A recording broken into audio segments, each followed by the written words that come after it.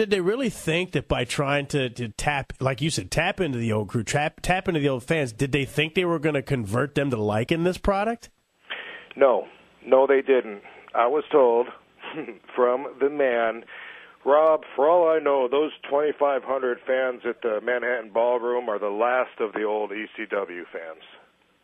Really? That is that's the kind of what other word can I use besides ego? I mean, that is the kind of ego that we're dealing with. Wow. I said, so why do you think they chant ECW when they see something extreme? Because I spent the last 5 years training them to do that. Rob, let me ask you this: Paul's involvement. He was involved at least by title early on. It seemed like that got cut off pretty quick. How much respect do you feel that the upper management, a.k.a. Vince McMahon, had, or has for that matter, for Paul and who he is and what he did in his mind? I mean, did he really have that much respect for what Paul did? I don't believe the higher-ups did respect him for that, for the most part. I think that they acknowledged the fact that he accomplished something that bewildered them, but I don't think that they rated on success. They, the top, don't think that ECW had any fans before. They don't think it reached any measurable standard of success back in the old days.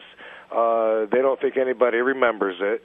And Paul, through his efforts and his alternative views, which they always are confused with, somehow managed to get the respect from all of us guys. And the boys respected Paul so much that we were all sacrificing ourselves for his vision because we shared the same vision. We have this common bond between the other original ECW members, and it's something that they don't understand up there and that they don't have up there. And for that, I think that they've been envious of Paul because they know that a lot of us will jump in front of a truck for him, even though he was bouncing checks at one point. That's something that they don't understand. I understand because I'm part of that. And Paul's a friend, and even though I didn't get everything that was coming to me, I was getting enough when it was coming to me to keep me going, and I was happy to be there. And I believed, that everybody was hoping for the best. It was just, it was a special time, and a lot of special relationships were made out of that, out of us going through all of that together. You mentioned what a special night it was, the night that you wrestled Cena, you won the WWE title. Did you ever think that was possible, considering that you're a guy from ECW, and the company a lot of times does not like to make world champions out of people that they did not make? I mean, guys that became big stars in other promotions. I did not think that was ever possible or going to happen, and that is a testament to how much they at least did respect Paul's business sense.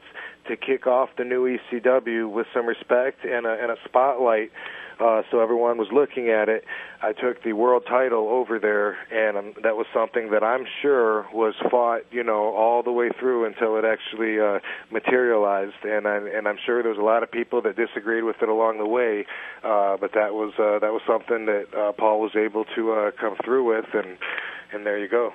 How much did you like that storyline when you were WWE champion, you were ECW champion, you're going out there, you liked that other belt because it spun, and you were doing all that, and you were defending the belts, on different occasions. Was that a fun time for you? Oh, for sure. That was a fun time, man. It wasn't just, okay, now I'm in the position that I've worked so hard for, and now, I mean, there was a lot of congratulating going on, and that always feels good.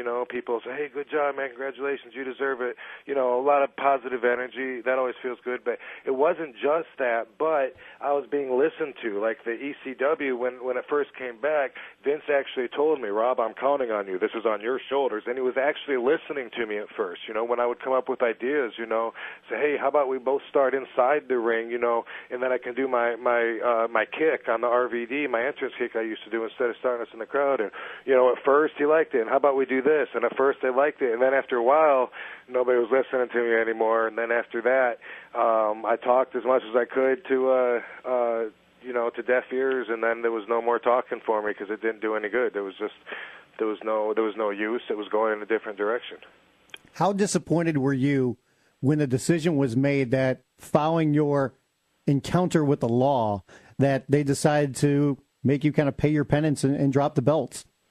I saw it coming, and I would say, more than being disappointed in them, for making that decision, I'd say, it was just too bad the situation had to happen, as far as, they had some plans for me. Was it going to go on another week, another 2 weeks? I doubt that I was going to go down in history for being the longest reigning champion. But right. Everyone was expecting it to be just a transitionary period. That's why when I defended it a couple times against Cena or against Edge, everybody was surprised because they thought it was going to change hands. And that just kept the momentum on ECW. And I was wrestling the Big Show, having some kick-ass matches, that I was very proud of. I was main event. We were doing the house shows. Everybody was there to see me. There was no doubt about it at those ECW house shows. So, yeah, I was stoked. And that was definitely a good time. When I got to the building that day in July of last year, and everybody, it was all over the internet, the Associated Press or whatever it picked up that I had gotten pulled over the night before. I really didn't think it was a big deal. There's been, I've gotten pulled over several times before. We're on the road driving 1,000 miles a week. In every town in the country, you got to figure there's a much better chance that we're going to get caught than someone else that just drives to work and back. So I'm okay with that.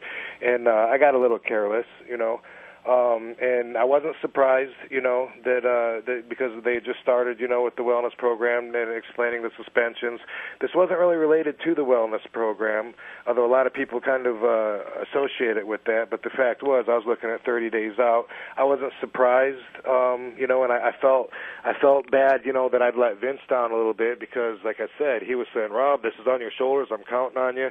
So I kind of felt, bummed that I had dropped the ball with his plans, but it's business. It goes on, and regardless of what you read, I was never sulking. I was never like at a point, where I wanted to make a public apology or anything. I've had a lot of people apologize for me, which is ridiculous because I believe that everything happens for a reason, and as you know, RVD is constantly associated with advocating, legalization. And the fact is, whenever a celebrity is associated with that, it changes the perception from the demonized position that it's originally in. I'm constantly trying to educate people on the truth about marijuana, and anytime Jay Leno makes a joke at Kevin or anytime it's taken lightly, when someone puts it in a song or whatever, that's helping change the perception because, believe it or not, a generation above us thought that smoking weed made you violent, dangerous, and suicidal. The fact is, nobody has ever smoked enough to kill themselves. It's impossible, while nearly 1 in 5 Americans die from smoking cigarettes. That's just the truth. I just want people to know the truth and make their own decision off of that.